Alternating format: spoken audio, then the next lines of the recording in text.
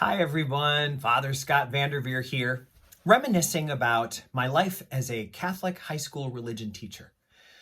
I was put in charge of teaching ninth grade my first year, and the very first thing in the curriculum that year was to review and apply the 10 Commandments to the students' lives. And I thought, great, I know the 10 Commandments. And as I was going through the curriculum and refreshing my memory about the 10 Commandments, I realized that I was in a really precarious place, because if a student said to me, Mr. V, what's the third commandment again? Or how come the seventh commandment is worded that way? I wouldn't be able to answer that. I would be like, the third commandment, let me think about what that is. Does anybody have a book with them? And then it struck me, wait just a second here. Do you mean to tell me that there are 10 rules that God has given me for how to live a good life, and I don't know them? If God told me that there were 500 things I needed to know and a test was coming, I would cram probably like it was comprehensive exams. I would probably have index cards. I'd be asking my friends to quiz me. Ask me anything. I want to make sure I've got this. But there's only 10. There's only 10. And I have memorized things like my act of contrition. I've memorized the Greek alphabet for a class I took in college. Why do I not know these 10 things? There's only 10. So I realized, all right, if I'm going to be competent in my job, I need to have a way that if somebody asks me about the seventh commandment, I would be able to know what they're talking about. So I developed one. And I am here to share with you in a safe and vulnerable way. I didn't know the 10 Commandments, and now I'm a priest, and I've learned them because I memorized them. But they didn't make us memorize them in the seminary. Probably we should know those by heart. But so what I want to say to you is, if you don't know the 10 Commandments, I'm not going to tell anyone. But you know what? Why don't we get them down now, so that we never get ourselves into a position where we feel like, I should know these. And I just got shamed in front of a group of people for not knowing the 10 Commandments. But even more importantly, not just to save face, don't we want to have the 10 rules for happy, successful living that our Maker has given us right here?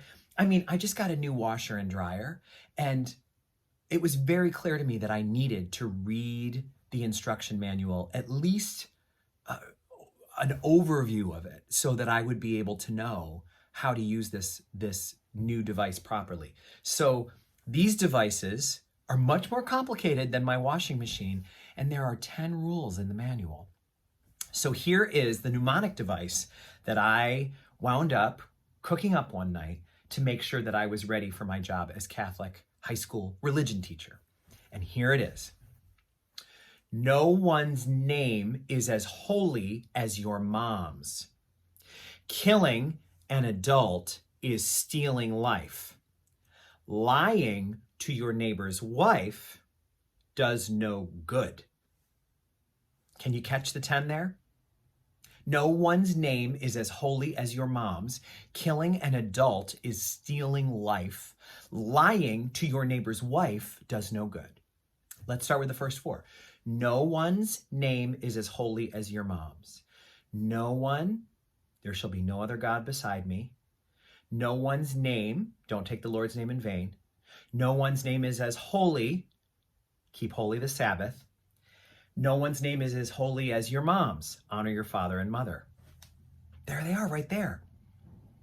So now, no one's name is as holy. I can just go through that little sing-song mnemonic device in my mind, and then I can spit out those 4 commandments. And I also can filter my life through them. Like if I'm sitting down at the end of the day to look back over my life and I want to see, how did I do today? Did I put anything or anyone ahead of God today? Did I use God's name in a kind of disrespectful, non-present, non-meaningful kind of way? Is there any chance that I didn't set time aside for God today? Have I not kept holy the holy things in my life? Did I honor my father and mother today? My father and mother are living, so did I pray for them? Did I reach out to them? Did I return their call or show them some love? Or if we weren't in contact today, did I appreciate them, appreciate all the things that they've done in my life? No one's name is as holy as your mom's. I also want to say, and maybe this is for another YouTube, that it strikes me that it's probably very wise for us to recognize that not everybody has a mother or a father that was the very best part of their life. Some of us have had really difficult, abusive, or painful childhoods. It doesn't say to enjoy your parents. It doesn't say to want to spend time with your parents or be a doormat for your parents. It just says to honor them. And the question then is, how do we honor someone who we're having a difficult time with? No one's name is as holy as your mom's. Killing an adult, I'm really proud of that one, is stealing life. Killing, number 5, thou shalt not kill. An adult, 6, thou shalt not commit adultery, is stealing life. Thou shalt not steal. 5, 6, 7, thou shalt not kill. Thou shalt not commit adultery. Thou shalt not steal. And then finally, lying, where are my fingers here?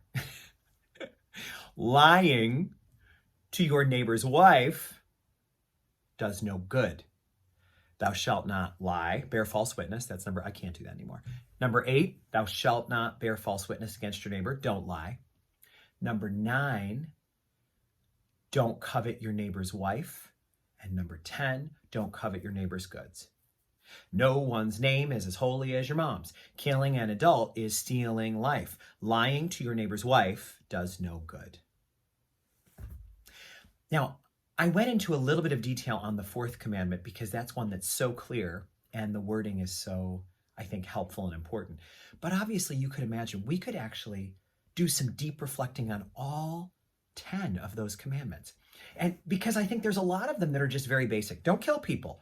That is very basic. It is a rather clear kind of line drawn in the sand. You're either in compliance or you're out. But then there's also the richness beneath that. Most of us will never be guilty of murdering another human person. But what do we do with our words and attitudes? Have we ever shot a look intending to kill? Have we ever allowed someone to be dead to us? Have we ever treated someone like they were dead to us? Have we murdered someone in our relationship with them? Is our mind a dangerous neighborhood? A lot of people, when they're in a neighborhood that it feels like there's a lot of crime, they might lock their car doors. If someone were driving through your mind, would they be well advised to lock their doors? Because it's kind of a dangerous neighborhood. These are the questions that knowing the 10 commandments open up to us. We now have an opportunity to really grow and really work on ourselves and really see what God is doing in our lives. Friends, this is the pathway to holiness. Holiness is an inside job. We have to learn what it is that God has taught us is the way to live our best lives. And then we have to align our lives with that plan. I'm on the journey with you, wrestling with it every day, and I'm grateful that we get to walk this walk together. God bless you all.